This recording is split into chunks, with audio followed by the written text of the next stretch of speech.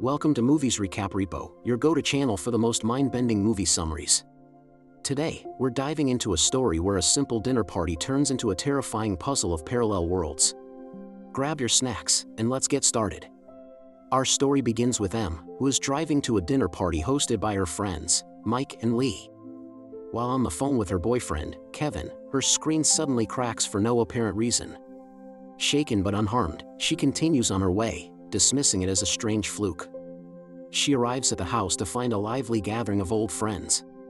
There's Kevin, her boyfriend, the hosts, Mike and Lee, and two other couples, Hugh and Beth, and Amir and Lori. The atmosphere is warm and familiar, filled with easy chatter and laughter as they catch up. The conversation soon turns to a celestial event happening that very night, Miller's Comet. It's a rare comet passing closer to Earth than ever recorded. Hugh, who has a keen interest in such phenomena, shares a story about a similar event in Finland decades ago.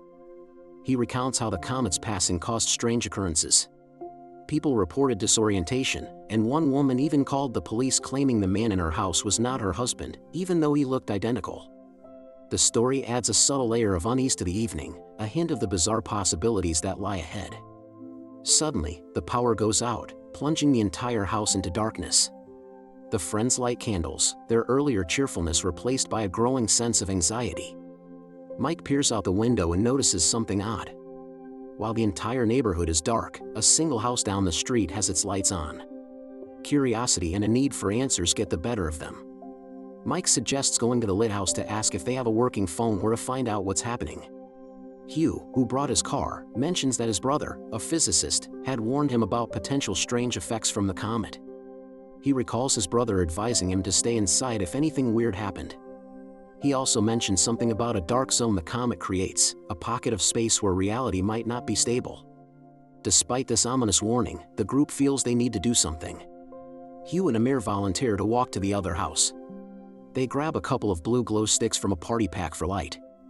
As they leave, the remaining friends watch them disappear into the darkness, a feeling of dread settling over them. A few minutes later, Hugh and Amir return, but they are visibly distressed. Amir has a cut on his forehead, and they are carrying a box.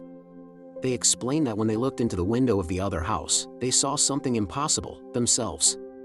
They claim they saw the exact same dinner party, with the exact same people, sitting around the exact same table. Inside the box they brought back is a ping-pong paddle and a set of photographs. The photos are of everyone at the party, but with numbers written on the back. The group is thrown into confusion and disbelief. They examine the photos. Em recognizes her own handwriting on one of them, but she doesn't remember writing it.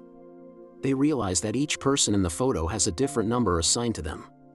As they try to process this, there's a loud knock at the door. Mike, agitated and armed with a kitchen tool, opens it to find no one there.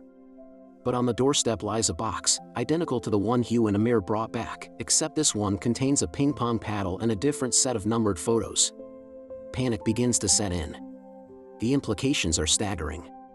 The house down the street isn't just a neighbor's house, it seems to be another version of their own, existing in a parallel reality. The comet has somehow created a bridge, or a superposition, of multiple realities. They realize that Hugh and Amir didn't just walk to another house, they may have crossed into another dimension and returned. And if they could cross, then others could too. Who knocked on their door? Was it another version of themselves? The group theorizes that the comet has created a dark zone where countless realities overlap. Anytime someone leaves the house and steps into the darkness, they are essentially rolling a die, with no guarantee they will return to the same reality they left. To test this, Mike devises a plan. They will create a marker to distinguish their house from the others. They place an object, a coaster, in the box they found, along with their numbered photos. The idea is that if another group from a parallel house shows up, they will bring a different box. They also decide to write a note explaining their situation, hoping to communicate with their other selves. But this only creates more chaos. Two members, Hugh and Amir, decide they need to get a book from Hugh's car, a book his physicist brother gave him. When they return, their behavior seems slightly off. The group becomes paranoid, suspecting that these are not the same Hugh and Amir who left. They test them by asking about the object they placed in the box. The newcomers don't know the answer, confirming they are from a different house. The situation escalates. Paranoia and mistrust spread like a virus. Everyone is a suspect. Is the person next to you the same one you were talking to 5 minutes ago? The friends start turning on each other, desperate to find their way back to their original reality.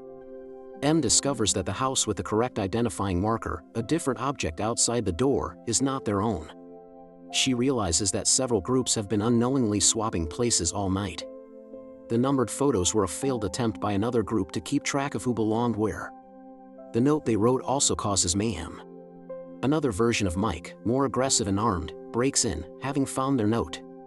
A fight ensues, and the group manages to subdue him and lock him in the trunk of a car outside.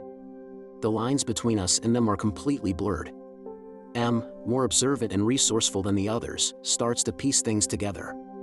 She understands the nature of the quantum decoherence the comet is causing. Every choice creates a new reality, and the dark zone outside is a nexus of all these possibilities. She realizes that her friends are trapped in a loop of fear and confusion, making things worse with every panicked decision. They are fracturing their own realities further. M decides she has to find a way out, even if it means leaving them behind. She decides to venture into the dark zone alone, hoping to find a reality she can claim as her own. She uses the glow sticks to navigate, peering into the windows of countless identical houses, each containing a different version of the dinner party.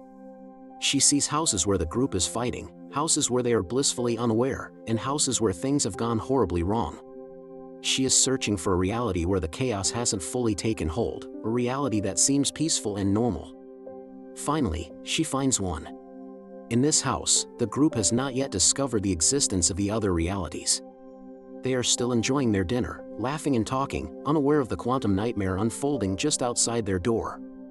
M sees this as her chance. She waits in the darkness, watching her other self, the M of this reality.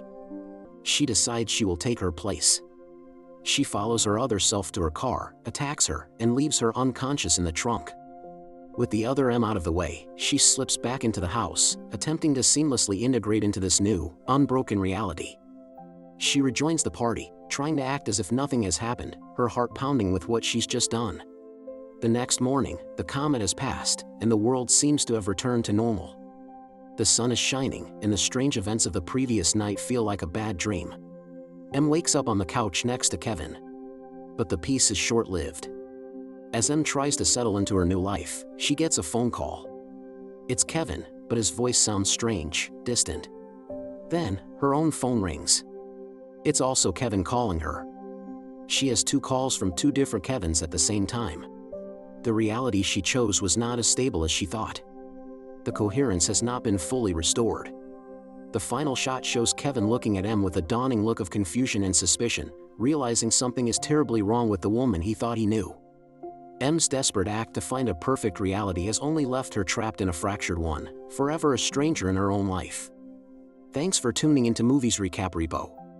If you enjoyed this journey into parallel worlds, don't forget to like, subscribe, and hit that notification bell for more recaps. See you in the next video.